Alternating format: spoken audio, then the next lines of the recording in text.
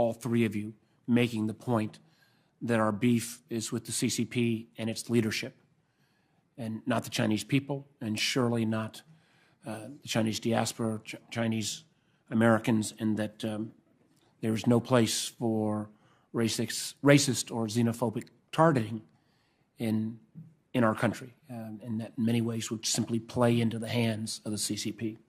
Let me start. I was going to start with a question different than I was originally going to start with, which is something that we're current taking place. As we know, or maybe I'm not sure most Americans know, that in roughly 2015, 2016, China changed its, in a sense, corporate legal framework to make explicitly clear that any Chinese company's first obligation was not to its shareholders or even its employees, but its first obligation was to the Communist Party.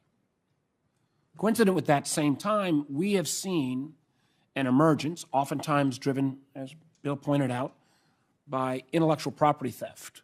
We've seen an emergence of Chinese, particularly social media, delivery, other companies that have had some of the biggest returns of any companies in the world over the last few years, the Alibabas, the Badus, the Tencents.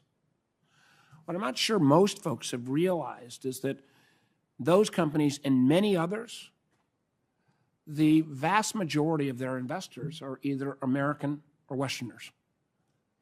Something unique has happened, though, starting with Jack Ma and Ant when they tried to go public a number of months back, and the government intervened and stopped that enterprise from going public. A number of other companies have now been Chinese tech companies have now been cracked down upon. Is this an ability to try to get their large tech companies under control the same way we're having that activate in this country? Is it, in a sense, a warning shot across the bow for those companies that have potentially been trying to go public either here in the United States or on the Hong Kong exchange as opposed to inside the PRC? Or is it even a possibility that this is an effort, since these companies are not going away, to wash out those Western and American investors? Because we've seen the values of these companies in some cases decrease by 50% literally over the last 60 to 90 days. And then to have them, in a sense, refinanced with with Chinese funds themselves with more compliant tech leadership. And I throw that out to all three of the members of the panel for comments.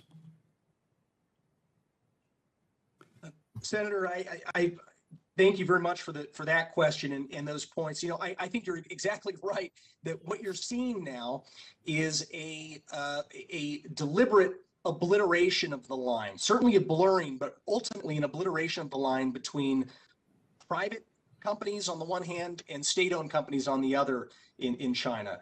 An obliteration of the line separating civilian companies on the one hand and military companies and institutions on the other, and even a blurring of the line between foreign invested companies, multinational companies, so to speak, and domestic Chinese state champions. Beijing's goal is to reconcentrate the authority of the party over all of the economic life of Beijing. And that's really what this is about, much more than just wanting to assert control over data, although that's one of the other reasons that Beijing has been taking these steps against Alibaba and Didi and many, many others to come.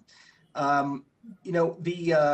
are a number of laws that force those functions that you reference, and I'd be happy to provide an index of some of those laws that require companies in China, including foreign joint ventures, to first and foremost serve the national security interests of the party, to serve the party's broader interests, and to work at the behest of the security apparatus to do that. So corporate governance in China is not what is represented in public filings to the Securities and Exchange Commission. I've been waiting, turning purple, holding my breath, waiting for the Securities and Exchange Commission to begin asserting its authority to actually recognize that the risk factors are not even remotely adequately addressed in the public filings of Chinese companies here in the United States. Matt, could I cut you off there? Because I want to make sure, I'm going to try to adhere to my time, and I want to see if Anna or Bill have another comment on this topic as well. Sir, Senator, just 2 foot stomps from your point, and to maybe amplify what Matt had mentioned. Specifically for corporate America, the 3 laws that China initiated, 2 national security laws and 1 cyber law, I think are critical for CEOs and investment folks in the United States to understand. Most importantly is from a technological perspective that every CISO and CIO in China, for a Chinese company, in China or abroad, is mandated to provide third-party data to the intelligence organizations in China. So if you are a U.S. company and you're partnering with a company in China, you have to be aware that any and all your data will be provided to the intelligence services in China. That's number 1. Secondly, to your point, 13 of the 15 largest companies in China are state-owned or operated. There's only 2 left. Alibaba is one of the 2 left, and we see what's happened to them now overseas in China with the draconian efforts that Xi is employing. So I just want to foot stomp on the laws, and that's something that we can provide to the committee.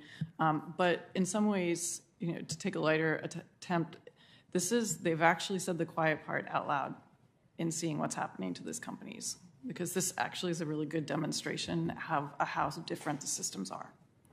I would point out, and before I move to the Vice Chairman, we had 13 of what we call our classified roadshows.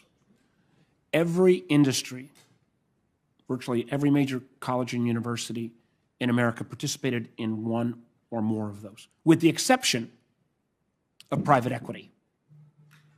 The very private equity that funded some of these Chinese tech companies that are now getting absolutely creamed as the Chinese government reasserts control. Maybe they would have been better to take advantage of our repeated offers to meet with private equity in a classified setting so they understood perhaps better what they were getting themselves into. So I'm not shedding a lot of tears for some of their losses, but I do hope on a going forward basis they and others will continue to make sure that they go in with eyes wide open in terms of dealing with the PRC. With that, Senator Rubio. Thank you. Mr.